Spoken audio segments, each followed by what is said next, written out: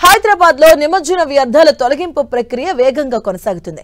GHMC సుమారు 11,200 metric టన్నుల చెత్తను సేకరించారు. ఆ చెత్తను 572 వాహనాలతో జవహర్ నగర్ డంపింగ్ యార్డుకు తరలించారు. ఇక సేకరించిన చెత్తలో ఎక్కువగా ప్లాస్టిక్ వాటర్ బాటిళ్లు, గ్లాసులు, పూలు, ఇతర పూజా సామాగ్రి, డెకరేషన్ మెటీరియల్స్ ఉన్నాయని జీహెచ్ఎంసీ అధికారులు తెలిపారు.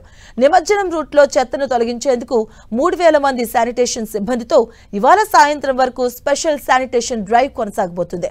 హుస్సేన్ సాగర్ చుట్టూ 2,000 మంది కార్మికులు షిఫ్టుల వారీగా చెత్త సేకరిస్తూ ఉన్నారు. వినాయక విగ్రహాల నిమజ్జనం కోసం జీహెచ్ఎంసీ శాశ్వత, తాత్కాలిక, ఎక్స్పెక్టెడ్ పద్ధతుల్లో ఏర్పాటు చేసిన 74 నిమజ్జన కొరల నుంచి 1,200 మెట్రిక్ టన్నుల చెత్తను సేకరించినట్లుగా అధికారులు తెలిపారు.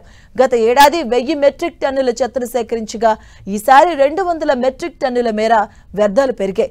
ఇందుకు రెగ్యులర్ గా వినియోగించే 330 వాహనాలతో పాటు అదనంగా మరో 97 వాహనాలు, అలాగే రెగ్యులర్ గా వినియోగించే 40 జేసీబీలకు అదనంగా మరో 70 జేసీబీలను వినియోగించి ఈ చెత్తను తీసినట్లుగా అధికారులు తెలిపారు.